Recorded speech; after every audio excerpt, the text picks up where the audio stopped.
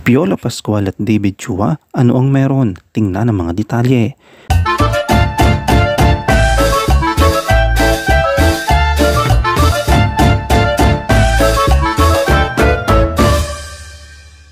Nagkaroon ng mas mataas na paghanga at respeto si David Chua kay Piolo Pascual nang imbitahan niya itong magkaroon ng special na partisipasyon sa Season 3 finale ng Goodwill na planong ipalabas nitong January 21 ngayong taon. Si David ay ang pangunahing tauhan sa sitcom ng Net25.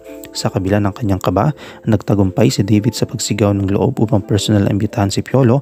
Ayon sa kanyang kwento sa Cabinet Files, isang trusted online showbiz portal, hindi siya nagdismaya sa pagsusumikap na ito. Sa kanyang pahayag ay sinabi, "Nag-message ako kay Piolo, sabi ko sa kanya, bro baka pwedeng mag-guest ka sa Goodwill." In-explain ko sa kanya na first time ko na maging lead actor sa Goodwill, malaking bagay na maging guest si Piolo Pascual. Hello Piolo Pascual, siya ang malaking karangalan na makasama siya. Sumagot siya agad, ang bilis ng sagot niya, sabi niya, sige hanapan ko lang oras. Ang following day yung taping, tanong niya kailan ba?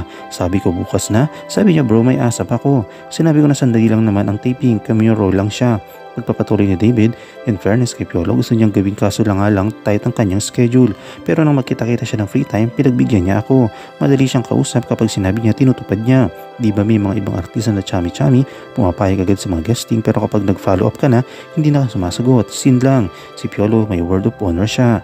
Bukod sa pagiging pangunahing bituin ng Goodwill, si David Chua ay kasalukuyang second unit director ng Corina Interviews, ang lifestyle show ni Corina Sanchez sa Net25.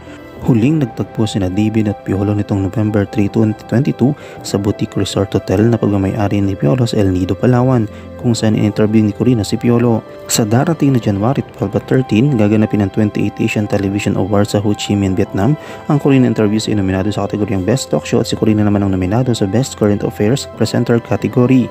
Upang dumalo sa nasabing parangal, lilipat si David kasamang production staff ng Corina Interviews sa Vietnam ngayong Webes, January 11. Ano yung komento kaugnay dito? Shoutout tayo kina Slapshock Masinda de Miguel, kay Chris Jerry Cruz at kay Lovely Plenos.